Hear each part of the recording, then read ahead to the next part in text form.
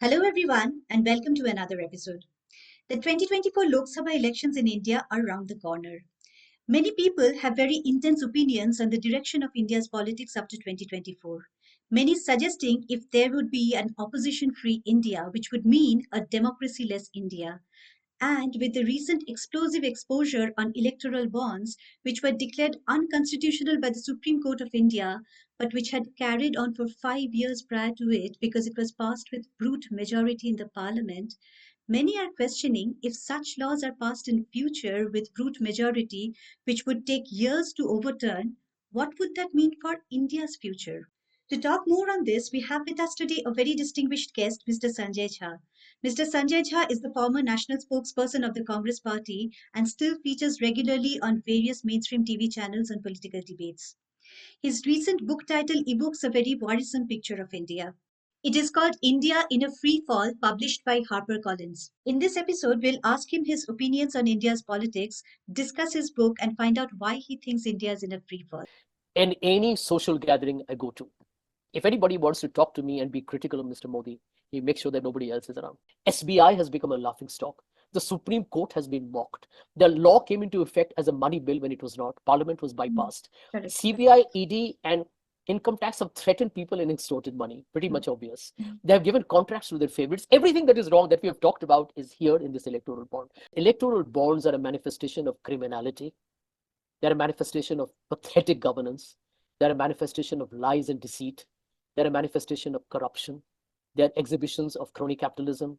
They're an exhibition of the fact that here is a government that actually went to the Supreme Court and said, you have no right to know who funds political parties. If you look at India today, I think the entire collapse of its democratic institutions can be seen in electoral bonds. If this government comes back to power, they will tell themselves everything that we did has been legitimized by the people. If they were to win, India does enter a slippery slope, which is why I call my book that after a slippery slope, what follows is a free fall. I think we're dangerously close to the precipice.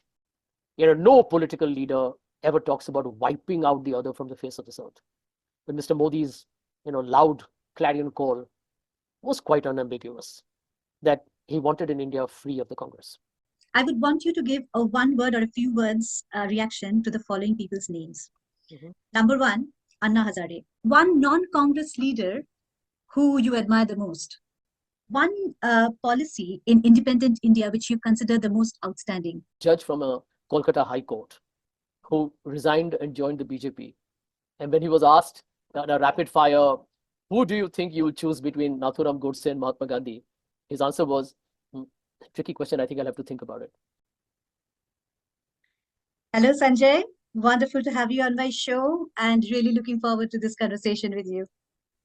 Likewise, Jaya, and thank you very much for inviting me. I'm equally excited to have a chat with you. And hugely my pleasure. Well, I'll start by asking about you because I want the audience to get a context for the later part of the interview to understand where you stand. Okay, so I'll just give a brief about you. You have been an outsider in politics and you had joined the Congress Party and you were catapulted to one of the most eyeball catching roles, which was to become the national spokesperson of the Congress Party. And after nearly a decade, you were suspended, but you still continue to be part of the Congress Party and you still continue to come on various TV channels and defend the Congress Party's point of view. So my question is, number one, how as an outsider you were catapulted to such an important role? Secondly, what is your equation with the Congress Party now? And thirdly, in this environment of defection, why are you still with the Congress Party? Yeah, I wish you were a TV anchor on an Indian channel. I mean, they could do with somebody like you. Not just an incisive question, but at the same time, so politely asked. Let me try and answer your question in brief. I'm ideologically wedded to the Congress Party. This whole concept of the idea of India is actually mirrored in the Indian Constitution, which is about India being a democracy, being a liberal country, being a secular country, being a progressive nation, actually. And I think for all the faults the Congress Party may have, and there are plenty, otherwise the party would not have been in opposition for the last 10 years. But, these are things that happen to the best. Even the best cricket player has an off season. Businesses go through a down slump, and political parties very often hit a wall. I think the Congress party has a definite challenge. I don't think anybody can deny that. But I think in terms of what India is or ought to be, no political party in India mirrors that reality as well as the Congress does. So the question of me moving away from the Congress just because I had some, shall we say, transactional problems with the way the party was running at the time when I wrote some columns telling the party leadership that you need to shape up, has got nothing to do with the fact that I'm a big believer in the Gandhi Nehru construct of a modern India. I don't think that will ever change. So let me tell you on your program, Jaya, that no matter what happens, let's assume that after hearing this conversation with you, somebody in the Congress says Jha has, transgressed certain Rubicon, and let's expel him. Well, you can. They can even do that, but I'm not going to join any other political party for the rest of my life. And if Okay. that makes me an oddball in Indian politics, so be it. Somebody asked me that question. You're the weirdest guy we have met in Indian politics. Somebody who's been suspended, and you proudly carry that tag. And I said, actually, I do. Because I think I'm the only guy in Indian politics who has never switched sides, despite being told by his party that, you are not officially our voice. Wonderful answer. I'll come now, Sanjay, to your book. And I'll actually start with the fourth chapter in your book, which in which you have talked about the blockbuster movie Drishyam. And you give the Mm, example of how if you show the same things again and again to people and repeat the same things again and again to people, they believe it even if they have seen something otherwise with their own eyes. And I have seen people list out Modi's achievements as number one, someone who stopped the war in Ukraine. Number two, someone who stopped black money with demonetization. Number three, Indians were never respected abroad before 2014. Indian Prime Minister was never respected abroad before 2014. And only after Modi became Prime Minister, Indians are being respected abroad. Indian Prime Minister is being respected abroad. All of which are false, but they are repeated again and again. And people believe it and people repeat it verbatim.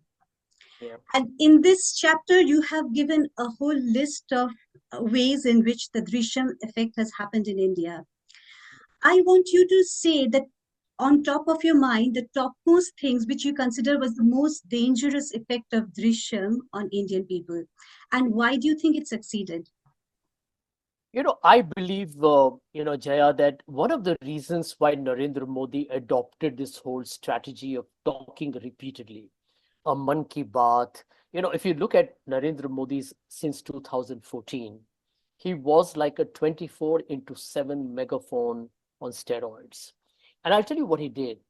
Because the Congress before him had Dr. Manmohan Singh, who was always reticent before the media, although, by the way, he gave more press conferences than Mr. Modi possibly can in the rest of his tenure, because Mr. Modi hasn't given a single press conference. Then Mr. Modi said, I will talk to the people one-sided. But he did that. Give him the credit, he did that. Man Ki Baat, whatever. Single-sided, no Q&A, no press conference, all choreographed interviews on TV.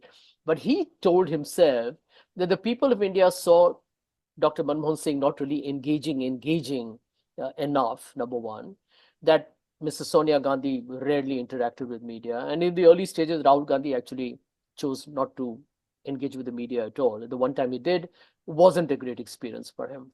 I think he said, I will fill the vacuum. And I'll tell you what Narendra Modi did. A lot of people don't realize it. He said, when I talk 100 times, the people of India will see a leader different from the previous predecessor, one who is talking to them. You see, when you talk to people, they feel respected, and it's pretty normal, right? Someone talks to you, you feel respected. Now, whether they are bluffing, they're conning, or they're indulging in absolute hollow rhetoric or complete substandard, subpar, you know, hyperbole, the truth is people say, he's talking to me.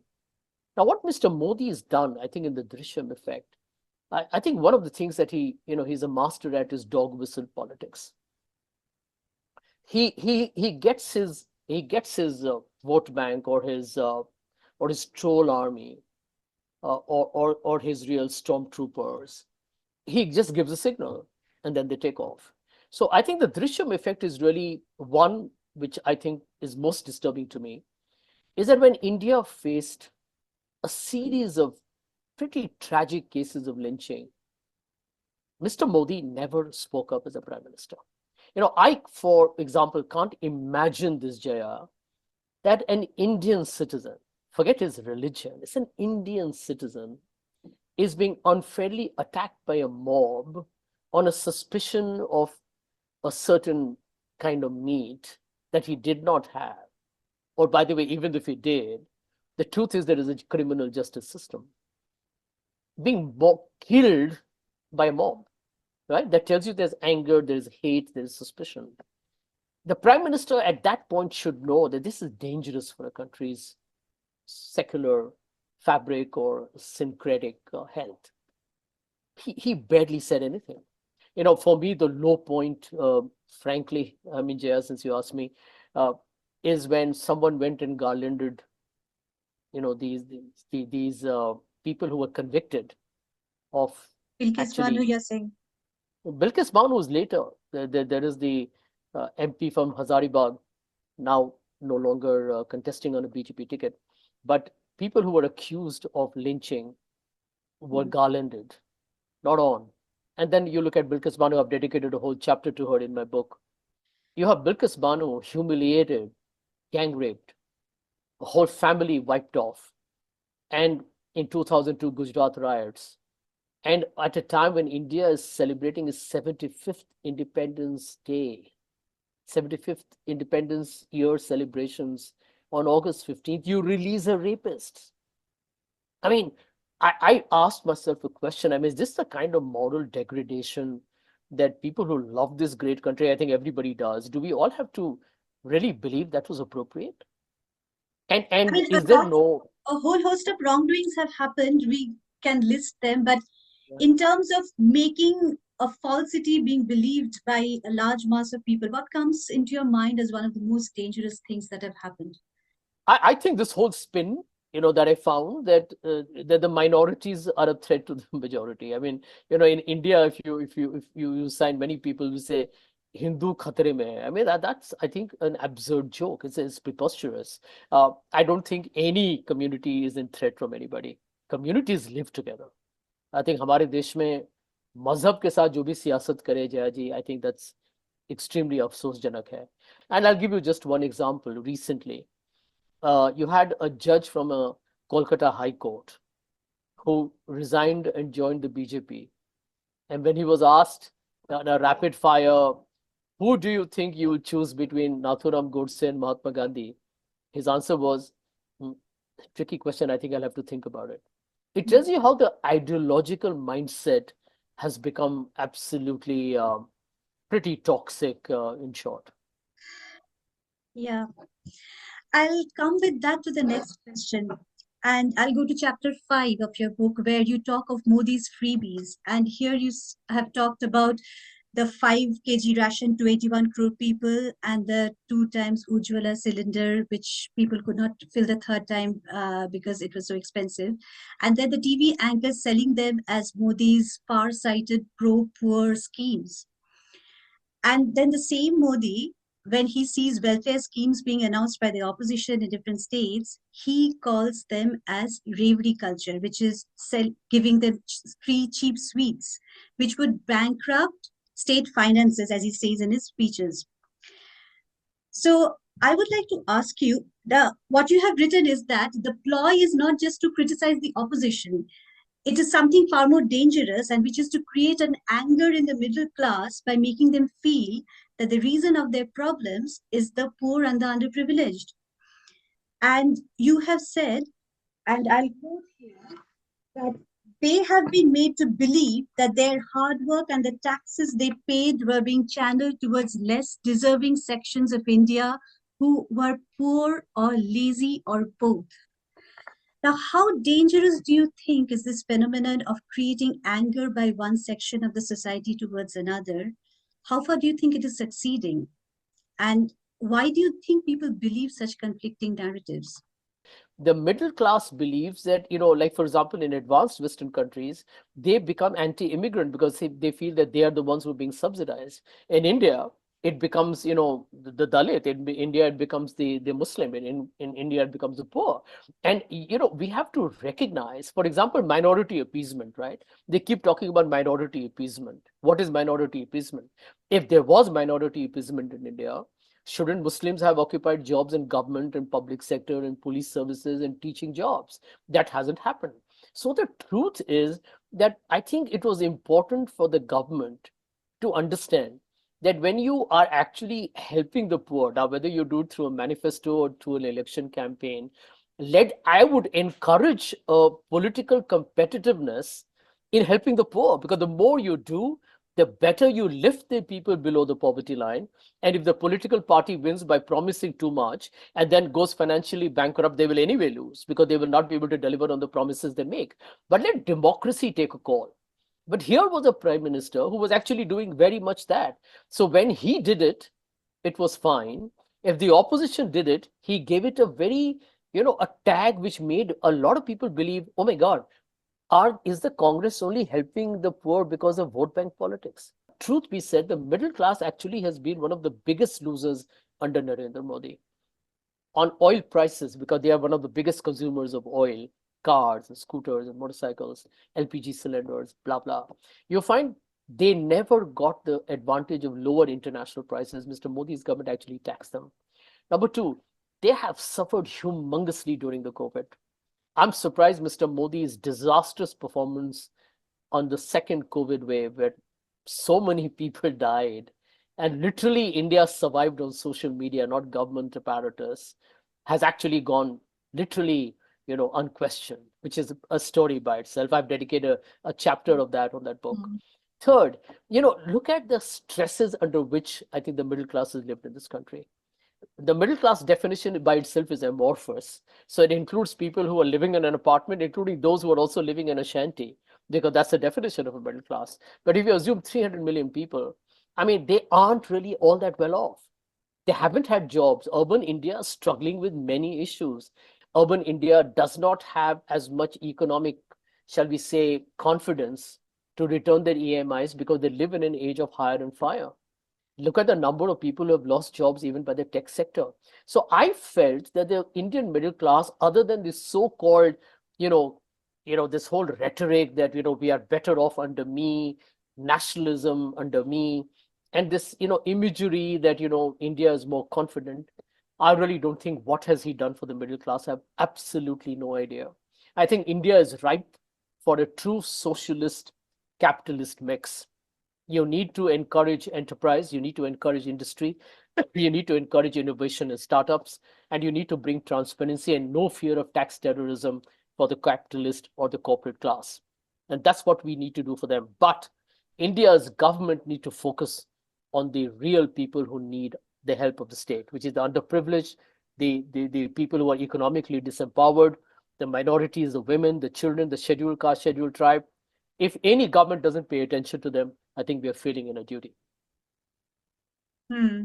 But the fact still remains that even after COVID and all that, there was a huge mass of people who voted for Modi. And your reason for that is this cultural and pride that has got created. Is that the only reason? Any other reason? Well, I definitely feel that where Mr. Modi has succeeded is creating this whole image that India is safe under his tutelage. How far Uh, do you think that is a true uh, that is a true image of what is the reality? Well, people who are in the know tell you about Chinese incursion in India's territories and Mr. Modi's remarkably uh, intriguing silence. And this is something which is not just a political statement. This is pretty much on record, and many defense analysts have pointed that out. The Congress party does it every day. I don't think we have heard a convincing answer from Mr. Modi on that at all.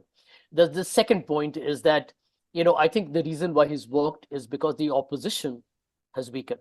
Because in my opinion, if you look at the current situation in India, Jaya, electoral bonds, which I think is, Yeah, I'll come to that in the next yeah, question.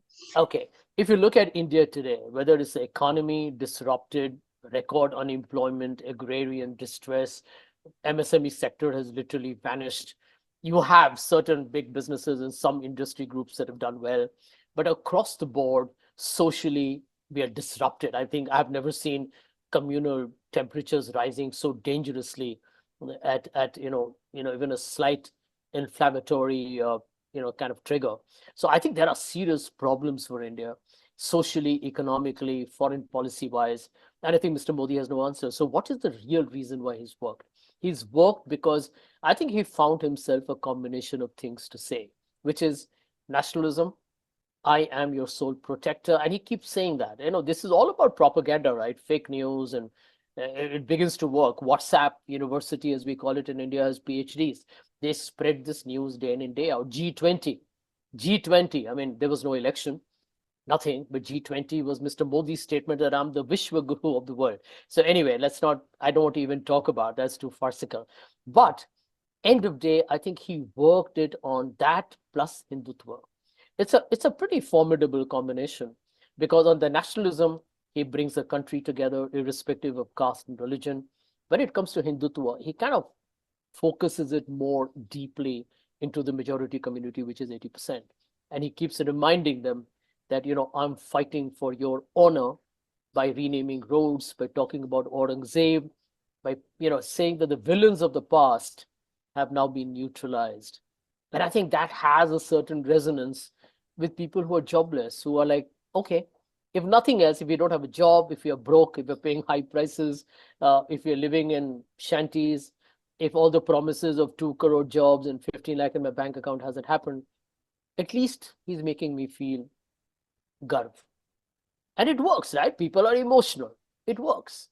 And then the third element, a lot of people tell me, is that he's managed to make, the beneficiaries of welfare get to the doorstep. Now, in my opinion, I have a problem with that. I'll tell you why. Because it actually began with the Congress, direct benefits, transfer, Aadhaar, everything started with the Congress. But I ask a question. You have been in power for 10 years. India has a GDP of 300 lakh crores. It has an annual government expenditure on the budget of nearly 50 lakh crores. Surely you should give some cylinders, some create electricity, build roads. So what are you going to do with all the taxable revenue? Give it to your crony capitalists? I mean, I don't think it's any big deal, right? Congress brought in Manrega, Congress brought in food security, Congress did everything. So, but it still lost an election. Mr. Modi markets it well. And that I think, he has a right to do it, and full marks to him for that part of it. But the opposition basically has made it easy for him for not getting their act together. And that is the missing puzzle, where I believe the opposition is equally responsible today for creating this myth and magic of Mr. Narendra Modi. Mhm. I'll come to the next question, which is about the second chapter in your book, which is called The Policeman Comes Knocking. And when you hear a title like that, what straight away comes in your mind, at least to my mind, is the rule of the Soviet Union, where there was a word for it called stuchit, which meant Mm-hmm. the authorities come knocking at your door when you speak against the regime, and Mm-hmm. then you sort of disappear. And you have described a whole host of incidents that have happened, which includes Siddiq Kapan, Dr. Kafil Khan, Aryan Khan, Shah Rukh Khan's son, Stan Swami, who died in custody, Disha Ravi, Sudha Bharadwaj, and a whole host of others. We know of this because they have all shocked us. All these incidents have shocked us Yeah. about how Yeah. flimsy was the grounds and how the process was made into a shocking punishment spectacle for everyone. And as you have said, it was a message to say, be scared. Yeah. Yeah. And but at the same time, I want you to tell me that do you think that you really wanted to draw parallels with a rule like the Soviet Union, where you are trying to say that a day might come soon when anyone can hear a knock on the door for speaking against the regime and or not showing enough enthusiasms for the regime, and prominent people and any dissenting people can become a target. Did you really want to draw those parallels, or am I reading too much into it? No, Jay, I think you've read me completely right. When Disha Ravi got arrested, being accused of a toolkit conspirator, working with the same Rihanna, who, by the way, was invited by Mr. Mukesh Ambani, specially organized international airport at Jamnagar. It tells you of the hypocrisy of this government.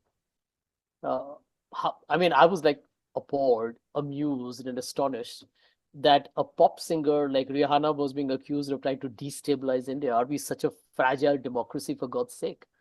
And when a young girl who's an activist in Bangalore has cops reaching from Delhi to come and arrest her, it tells you a story of where India is gone.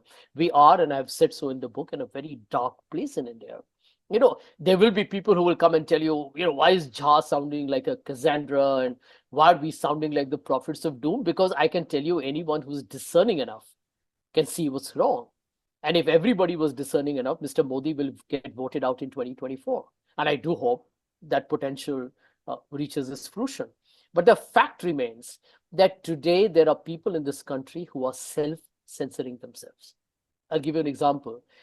In any social gathering I go to, if anybody wants to talk to me and be critical of Mr. Modi, he makes sure that nobody else is around. Can you believe that? I mean, this is like literally, living under an assumed fear that if somebody overhears who may be sympathetic to the government, I hope I will not come in some kind of a blacklist. I have been Are you with sure people. it is really happening, or are you imagining? I don't know. This is not imaginary at all. I live in Mumbai. I've been a banker before. I know a lot of people from the corporate sector. And many of them tell me, do we have a choice but to go on a budget day and give 10 on 10 on this budget? Because if we dare to criticize, we are in deep trouble. And as the ED raids on electoral bonds has shown, well, their fears are completely justified. So India does have this current reality that the men in khaki, if they come knocking at your door, given the laws, there are two laws in this country that are frightening the hell out of people. The PMLA, the Prevention of Money Laundering Act, where there is such a draconian feature that if they arrest you, you have to prove your own innocence. The prosecutor doesn't have to prove that you're guilty. And the second is a law called the UAPA, under which, hey, if you apparently said something which is assumed to be against the state, then you can join Umar Khalid in Tihar jail. So are you saying this culture is going to get more pronounced in coming times, and it is going to be much more rampant, much more aggressive, and anyone can hear it, and people will be more fearful of talking anything about the regime? Are you think it's a Yeah, possibility? yeah, let me tell you that, I believe that, you guys in the UK are living in a completely different parallel universe. Like you defeated a prime minister. I'm no fan of Boris Johnson because he was not wearing a mask and having a party. In India, we laughed. We literally had a roll on the floor, laughing moment because we said, look at our issues. There is sectarianism, there is blatant crony capitalism, there is a death of institutions, there is threats, there are tax raids, there's corruption. And lo and behold, Mr. Modi is the most popular leader. So I have got to say this, that no prime minister or no president of a democracy would have survived how Mr. Modi has. I mean, Manipur, we had deaths in an ethnic conflict of hundreds of people. Over thousands of people are homeless even as I talk. The prime minister hasn't even been there for 9 months.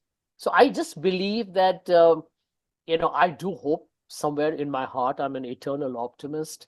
I believe even today, if the opposition gets its act together, which it is belatedly, the people of India I respect the people of India enormously.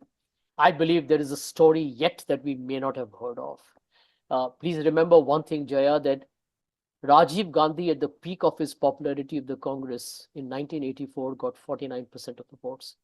51% of the votes were still non-Congress. Mr. Modi has got 37% of the votes, not the balance 63. So, if that 37 slips, anything can happen. And given the performance, especially economic and social, this government, in my opinion, has no legitimacy to be returning back in power. But this is politics, right? There's propaganda, there's a weak opposition, etc., etc. They have all the resources. They may still come back. I don't know. My fear, my fear is just one, that if this government were to come back to power, imagine what they will tell themselves. Imagine if you and I were part of Mr. Modi's government and we had all these accusations against us, corruption, electoral bonds, blah, blah, blah, that I have listed in this program. And if we still win, we'll tell ourselves, oh my God, the people are happy with everything we did. People have no complaints about corruption. People have no complaints about intimidation and threats. People have no issues with a dodgy EVM. People have no, shall we say, grievances against the death of CBI, income tax, and ED. They have no problems with the minorities are being threatened and abused. They are pretty much laid back when the Dalits and the scheduled tribe are being further marginalized.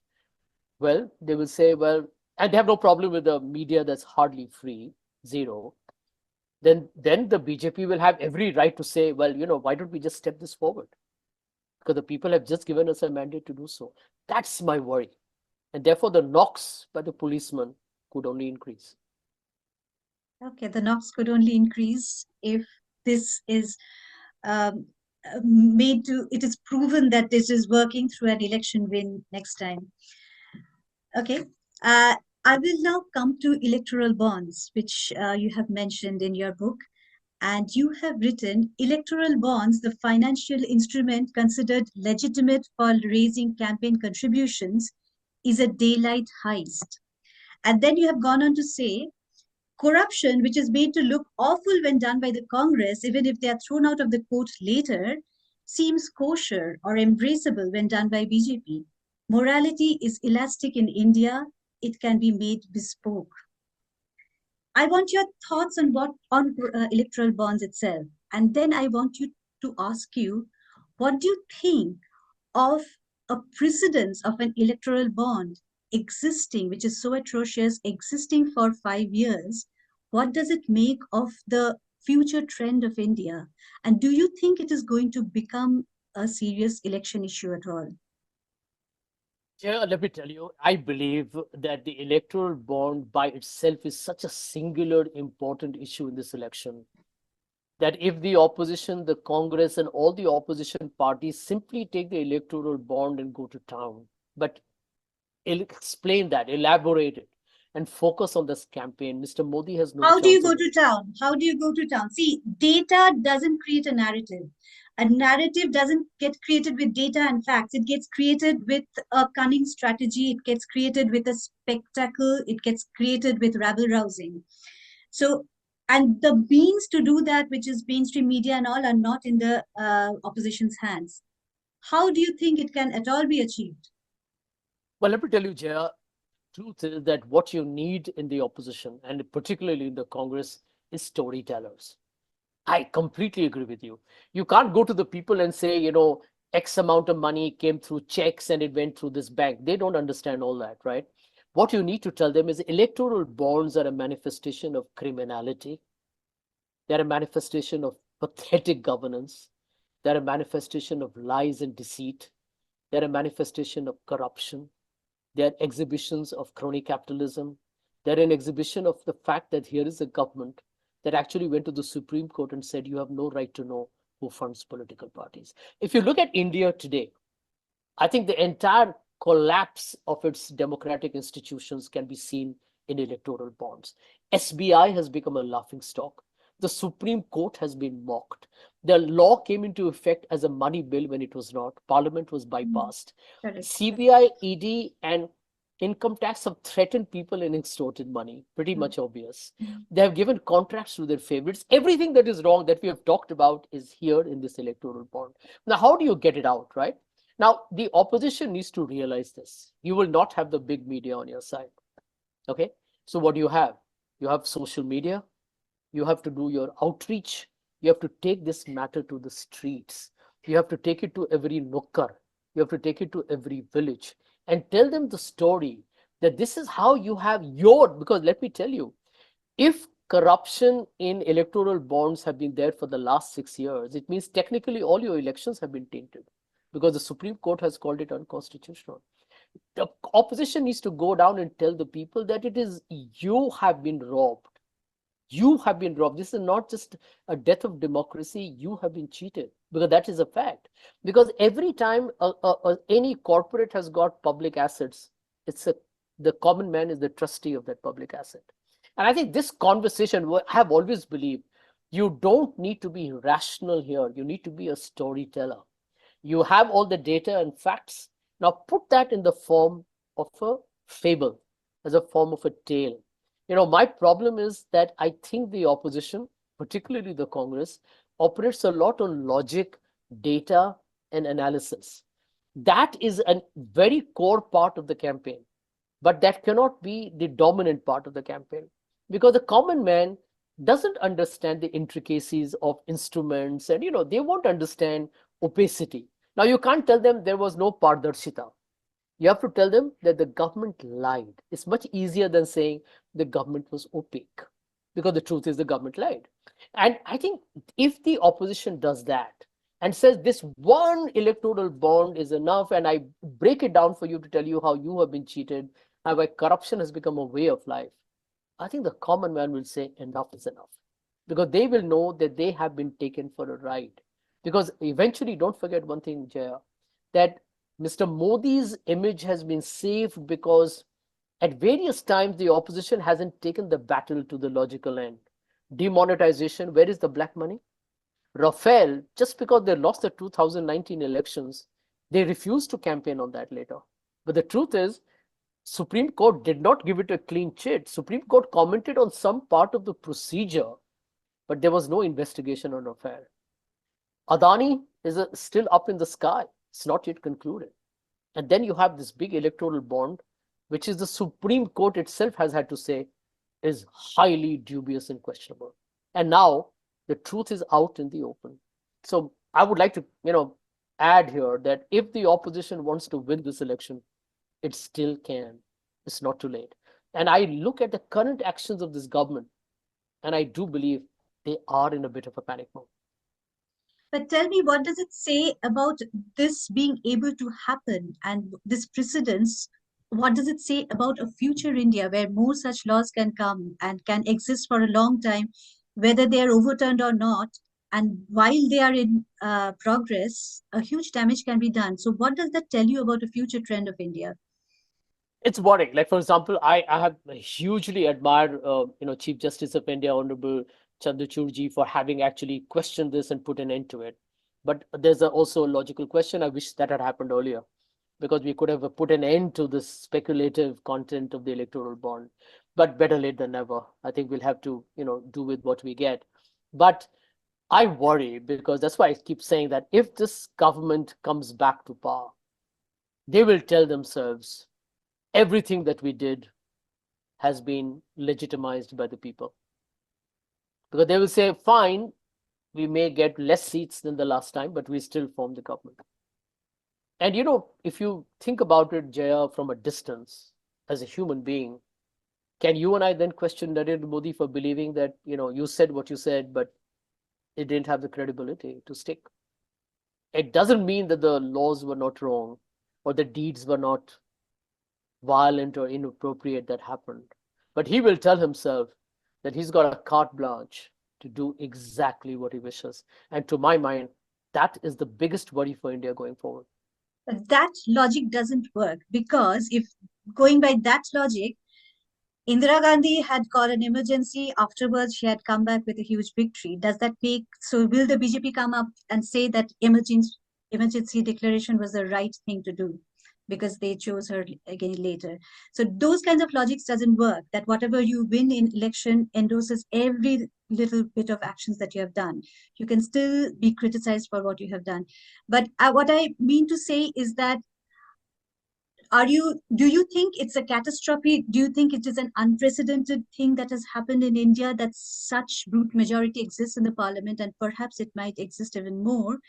And does that take India down a very dangerous route with many such laws being passed, which would, the delay itself would create an irreversible damage to India? Does that worry you? It worries me tremendously. I think, at every stage, the country is today entirely being saved by the Supreme Court of India. You've had a situation where the governor of Tamil Nadu has refused to comply with the Supreme Court requirement. Now, there are very significant signals here, right? That we are going to take on the Supreme Court. It's pretty obvious. What did the SBI tell the Supreme Court? We can't give it to you. Give us more time till after the elections. It's out there, Jaya. Let's not pretend anymore that there is any civility in conversation. Congress's bank accounts are frozen on some prehistoric case. the government has tested the waters. You see, what Narendra Modi's government has done is challenge the Supreme Court, the highest independent body in this country, right? Now, it's challenged the Supreme Court in electoral bonds. It's challenged the Supreme Court in the case of the Tamil Nadu governor. It's basically, if you look at the Maharashtra government where I live in Mumbai, the speaker's decision has been questioned by the Supreme Court, but the government is still there. So they have taken on the Supreme Court. Let's not make any bones about it. This government, I think, is very clear that we have tested the ultimate waters. We disenfranchised Rahul Gandhi. We got him to fight his case in the Supreme Court to be reinstated as a member of parliament. Mahua Moitra questioned us. She's out at the moment, right? So there is a messaging going on here, very clear. And trust me, if they were to win, India does enter a slippery slope, which is why I call my book that after a slippery slope, what follows is a free fall. I think we're dangerously close to the precipice. Okay. And so I'll come to your book title actually, which says India is in a free fall. So do you really believe India is in a free fall, or is it over dramatization of it? No, I think India is pretty much at a very risky terrain at the moment, very close to a very spectacular collapse if it is not careful. And I think it's about a combination. I think Mr. Modi has been an extremely polarizing leader. I think he might take comfort from the fact that I kept it all together for 10 years. But trust me, when you have leaders from his party making the statements that they have done, when you have a complete, I think the biggest worry is the death of institutions in India. Today, nobody trusts the election commission. Today, nobody trusts various layers of the lower judiciary. People have no confidence in the police. Frankly, where is an anti-corruption watchdog? Nobody has any idea. The market regulator, SEBI, is under a dark cloud. So what have you left? I mean, let's ask ourselves this question. You don't trust the election commission. You don't trust the investigating agencies. You don't trust the bureaucracy. We don't trust the politicians because they're using fake news and making all kinds of grandiose lies. You don't trust data on GDP, on poverty. I mean, there is nothing to believe. India is actually, in a great number of ways, under this government, become one false illusion. Now, those who believe it, vote for it. Those who see through it are fighting against the system. I hope the latter win. Okay.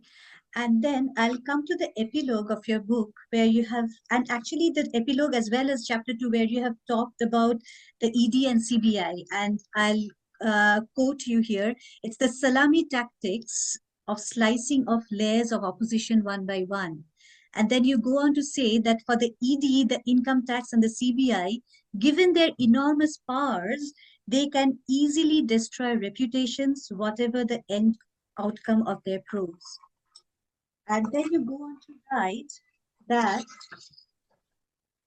the BJP's intention of demolishing the opposition and making India a one-party state was a work in progress.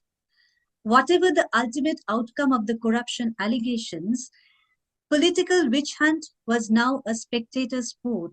The fangs of fascism were closing in, a worried BJP seeing a rapidly diminishing support in many states was playing a dangerous card, destroy the opposition itself. So do you believe an opposition-free India and opposition-mukt India is actually a reality that is possible? And with that, I'll come to the hugely skewed funds, political funds on one side, and then the freezing of the political funds of Congress Party, which we were talking about, which happened today, and with the use of the media, with the use of the institutions, as you are suggesting. Do you think we are actually staring down an opposition mukt India, which would also mean a democracy-less India, and it's going to be a reality? It's possible to be a reality very soon. It can't be ruled out for sure. As I talk, there are Arvind Kejriwal is under a threat of being arrested. He's been trying to contest it legally. Many of his senior leaders are in jail. So effectively, it has been reduced to a one-man party. We've seen what's happened to the Gandhi family on all kinds of charges. Several leaders are in jail. Hemant Soren is in jail. He was the chief minister not long ago. And practically everybody fears some kind of a threat or the other. Rahul Gandhi, in his speech in Mumbai the other day, talked about a very senior leader from the Congress who called up his mother, Mrs. Sonia Gandhi, and said, I have no choice, while he cried copious tears. I mean, this is not some soap opera we are watching. This is a reality uh, political situation of India. There's no running away from the truth that these are dark clouds and they're hovering, I think, right above the rooftops. So, the danger is pretty close. And why do you believe that we could be so susceptible to a one party rule? Because, if you look at the Congress's numbers, they are down to 52. If the Congress party, whether it's because of lack of funds or XYZ issues, including maybe the EVM, if the Congress party continues to be at these miserable numbers and the BJP wins another thumping majority, it can literally wipe out the Congress the next time around. It can literally ensure, uh, literally, I would call as the annihilation of this party. Remember, Mr. Modi was not joking when he said Congress Mukt Bharat. No political leader ever talks about wiping out the other from the face of this earth. But Mr. Modi's, loud clarion call was quite unambiguous that he wanted an India free of the Congress. Because Just if there is Congress no or Congress, all opposition? Is it yeah, just that's Congress? exactly what I'm saying. You wipe out the Congress, and actually, there are only regional parties, even if you call them a national party. So here is the truth that we are facing this is not like the Congress of the 1950s and 60s, and everybody said the Congress was till it began to lose its shine and sheen in the 70s. The Congress was the dominant force. But even if Mrs. Gandhi had an emergency, it was official, lasted 21 months. Now you have an unofficial 120 months of great psychological fear in this country. And many people have been terrorized, and on fabricated charges. So you are seeing a very desperate situation. And I remain concerned, but hopeful that the people of India will save Indian democracy. And you know who will save Indian democracy is actually the poor. It's actually the farmer. It's actually the scheduled caste, the scheduled tribe. Is those people whom we don't see every day, people who are not on Twitter or Facebook or Instagram, but those for whom the government matters, who read what the politician says, who ask the questions, you told me this, what did you do for me? For whom that electricity or the food grains make a difference that Mr. Modi says he's provided. But for all those farmers who feel they're cheated, all those young who feel they had no jobs, all those people who feel that in their villages they still live a life of penury and suffering, for all those people who don't get good health care, for many of them who don't get healthy education at the school and the college level, for many children who are born stunted and never see a full life, for many families destroyed by the COVID, they'll have many questions to ask of Mr. Modi's government. And I do believe Indian democracy, whichever way 2024 goes, will thrive as long as the people of India keep asking questions. Hmm. And so I'll come to the last chapter of your book, where you end with the last scene from Shawshank Redemption and the dialogue between Morgan Freeman and Tim Robbins, where they say, hope is a good thing, maybe the best of things, and a good thing never dies. So, among the many good things that India personifies, can you tell me the top few things that you think are what evokes the most hope for India for you? When I see people, irrespective of religion and caste, sit and celebrate together, I feel there is no way that no one can destroy the spirit of this great nation.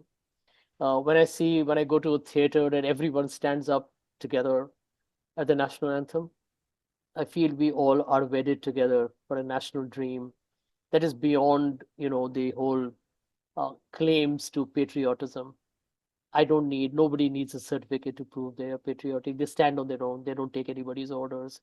when I see a Neeraj Chopra, who just comes from a simple home, becomes an Olympic champion, and you don't see him getting all the ads, but you know that these are people who are making their stories on their own, and the number of activists who probably are fighting their own battles, people who are in Chhattisgarh, and people who are doing things that you and I never know of, activists, journalists, thinkers, writers, actors, sports people, businessmen who probably are kind of doing the right thing and saying, we will do our business with honesty, because business and industry in India is not corrupt.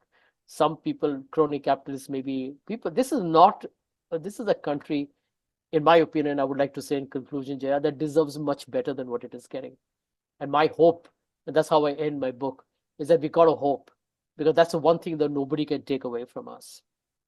And I'm very optimistic that India will bounce back. And I'm going to keep my fingers crossed and yet tell you that 2024 is not yet done and dusted. There still is a potential of a story playing out. And I, for one, will be hoping for a miracle to happen. Wonderful. I'll go to a little rapid fire round before we end Okay, this interview, okay, okay. and just gear up for it. I'm up for it, yeah. So, first question is, who do you consider the best Chief Minister of India currently or in recent times? Without thinking too loud, I think the way he handled the COVID pandemic, Uddhav was brilliant. Not no longer a current chief minister, but I thought Uddhav did a great job. Okay. If you had a choice, who would be your favorite PM face for India? If I had a choice, uh, I had recommended this a long time ago. It would probably be Sachin Pilot. Okay. And one non-Congress leader who you admire the most? Non-Congress leader. Uh, Actually, I find there are many who I think have done their good part, but one that I would like to possibly signal.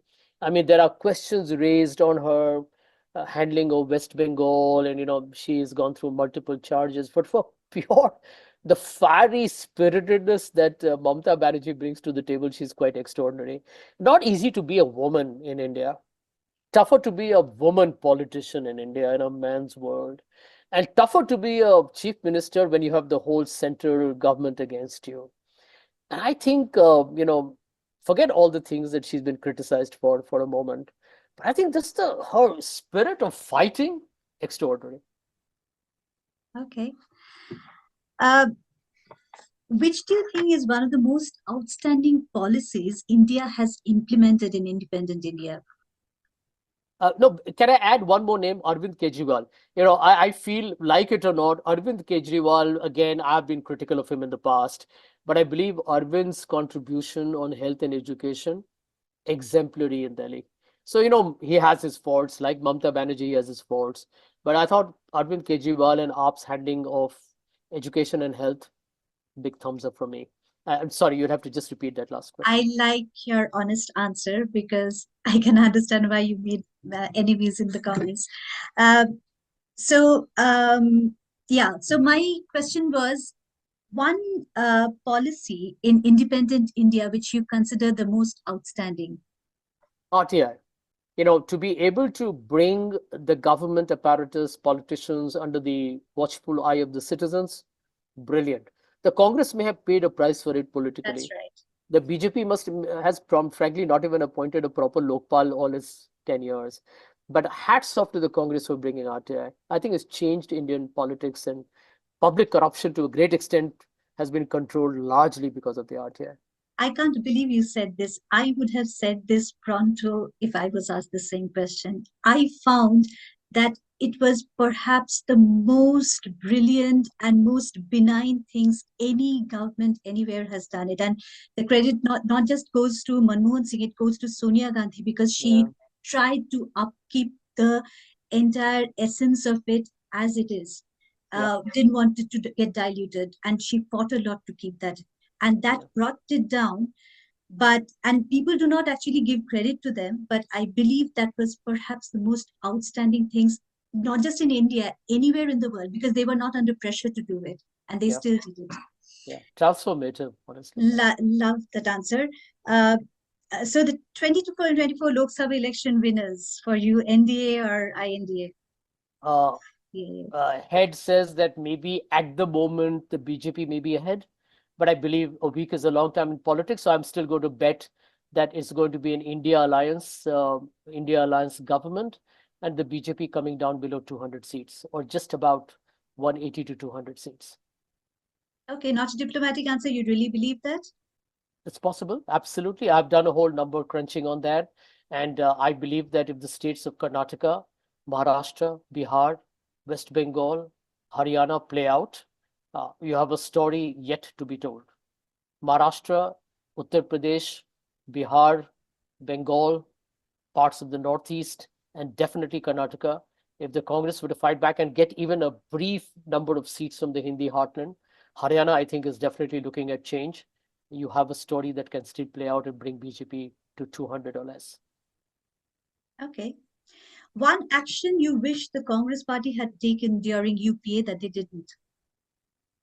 I was hoping that the Congress party would have, at the very beginning, appointed 5 different vice presidents for the Congress party, one for North, one for Center, one for South, one for the Northeast, so that you had actually different people empowered to run different. It's a big country. And instead of putting the entire onus on the president, you had a vice president, North, South, East, West, and Northeast. You would have actually created a more vibrant organization. It was a So did you mistake. suggest that to the party? I did. I Okay. also, one more point, I recommended to the Congress, announce a shadow cabinet so that Hmm. people know the government in waiting, Tharoor as a foreign minister, Chidambaram or Raghuram Rajan as a finance minister. People would have loved to see who was your government in waiting. It would have helped the Congress. They didn't do it. Okay, I think is a great idea because with a big country like India, putting vice presidents in every little corner actually helps you get a greater grip of the situation. Okay, now I would want you to give a one word or a few words reaction to the following people's names. Mhm. Number one, Anna Hazare. Well, politically motivated, Okay, Arvind Kejriwal. smart, That's smart. Okay, Rahul Gandhi. well meaning, Okay, Nitish Kumar. disappointed, Disappointing. Okay, Smriti Irani. articulate. Okay, I think that's actually a fair point about her. Yeah. Uh, well, thanks very much, Sanjay, for the interview. That's the end of it. But always a great pleasure to hear what you have to say about India because your heart is very deeply enshrined into the real needs of it. And therefore, perhaps you have unwavered from your position for a long time. So thanks very much for the interview. And I recommend to the audience to go and read your book because whatever you may form as an opinion out of it, what the book has is a very good chronicled version of every event that happened in a very truthful format. So people might want to read it and just remind themselves of what exactly happened in the last few years and what does that mean for a future India. Thank you so much for joining, Thank you. Sanjay, and hope to Thank you. speak to you again sometime soon. Thank you, Chair. It's